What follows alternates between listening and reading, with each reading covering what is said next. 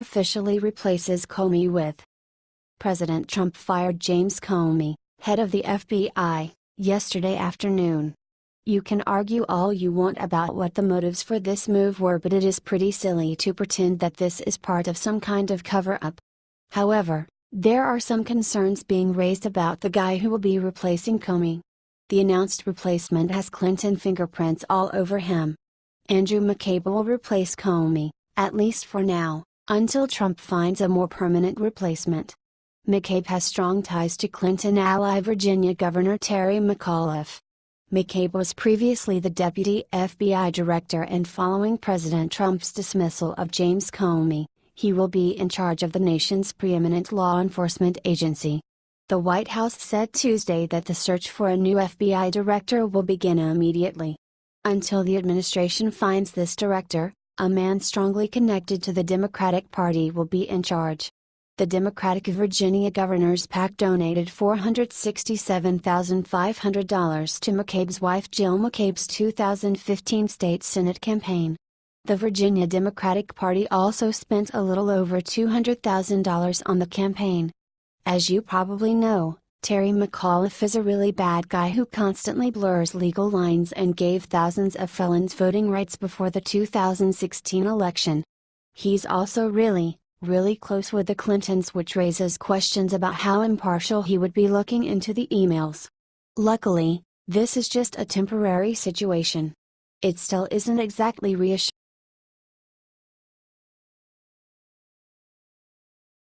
Legendary designer defends Melania after fashion world abandons her. After Donald Trump won the presidential election, many fashion designers turned their backs on his wife Melania, saying they would boycott his presidency by refusing to dress her. That's why Alessandro Michele, the creative director for Gucci, has found himself in hot water for dressing both Melania and Kellyanne Conway. Now, Michele is firing back at detractors who criticized him for what he did by taking a major stand for the First Lady. "We have all kinds of customers. To be against something or someone, it's a dangerous thing," Michele explained, according to the UK Express. "It's easy to be against your enemy, but if you give them a big hug." He went on to say that he has no interest in courting controversy, and instead simply finds people who are different from him to be interesting. "The more you are different, the more interesting. The more you are not like me, the more I want to get to know more about you," he said. "I'm very curious. I feel more comfortable surrounded by people not like me." Michele does not seem to be a Trump supporter, yet he is open-minded enough to actually give the president and his family a chance. This is in stark contrast to how most liberals have behaved, as they have been showing how closed-minded they are by trying to blacklist the Trumps and everyone who supports.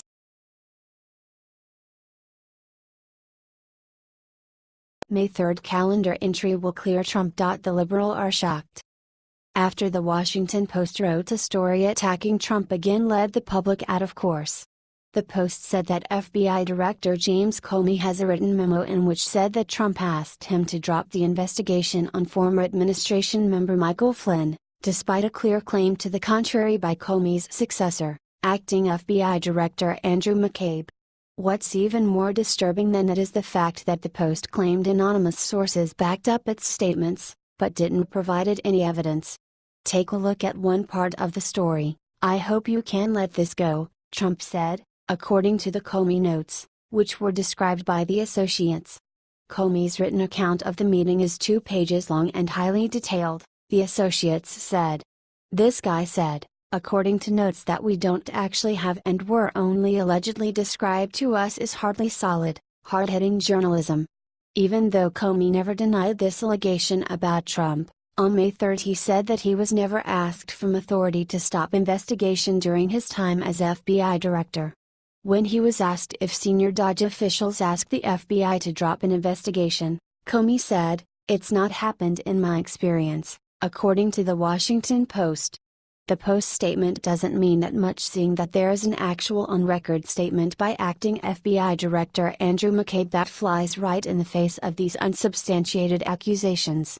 Senator Marco Rubio asked McCabe before the Senate Intelligence Committee whether or not the firing of former FBI Director James Comey in any way impeded interrupted, stopped or negatively impacted any of the work, any investigation, or any ongoing projects at the Federal Bureau of Investigation. McCabe gave remarkable answer saying, "As you know, Senator, the work of the men and women of the FBI continues despite any changes in circumstance, any decisions, so there has been no effort to impede our investigation to date."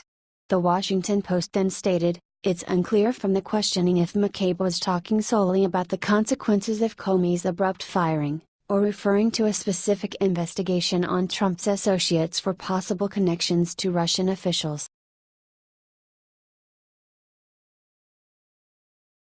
Just and Rupert Murdoch calls emergency meeting after Fox gets devastating news.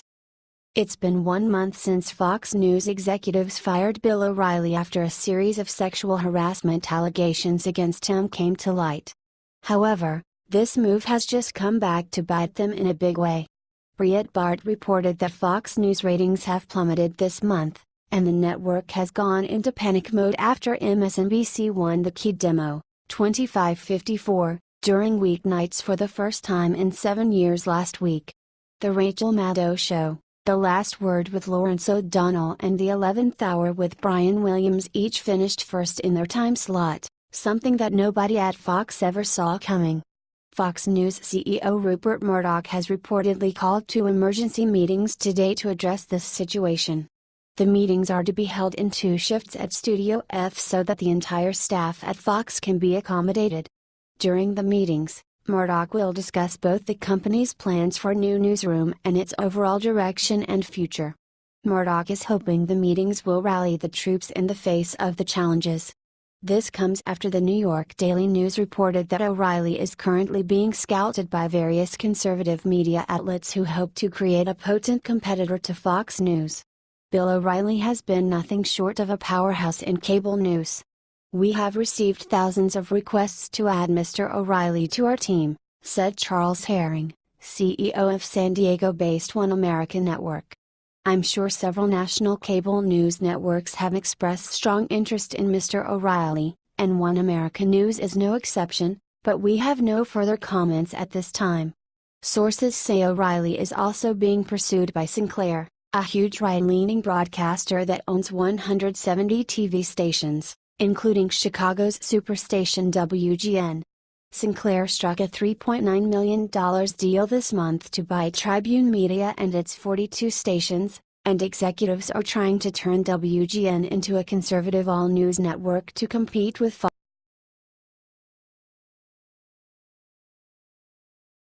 Just and Steve Bannon sends message to Trump that could save U.S. It's been a rough week for Donald Trump and his administration. Over the past few days, Trump has been involved in a series of scandals, including his firing of FBI Director James Comey, his alleged leak of classified information to Russian officials, and reports that he urged Comey to drop an investigation into a top aide. Now, however, top Trump advisor Steve Bannon is stepping in to do something that may just save our president. Breitbart reported that the Republican National Committee sent out a fundraising email this week asking for help with Trump's Drain the Swamp agenda.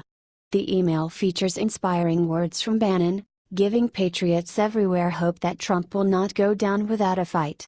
"You already knew the media is out to get us," the email read. But sadly it's not just the fake news. There are people within our own unelected bureaucracy that want to sabotage President Trump and our entire America First movement. Steve Bannon was right when he said, "If you think they're going to give you your country back without a fight, you're sadly mistaken," it continued. "Every day is going to be a fight," Bannon said. That is the promise of Donald Trump. The email went on to explain that those who are opposed to Trump and his policies do not want to put America first. They want it to be special interests first to enrich themselves, all while the citizens of our country remain an afterthought, the email said. "We have no choice but to completely drain the swamp," the message continued, adding that Trump is already started cleaning house. "But every day will be an uphill battle, and we need to be prepared to go into the trenches to fight back," the email concluded.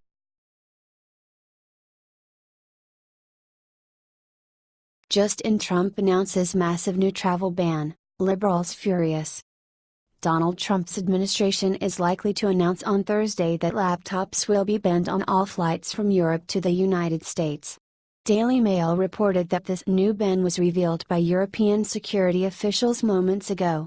Officials briefed on the matter said that Trump's White House will also be reviewing how to ensure lithium batteries stored in luggage holds do not explode in midair.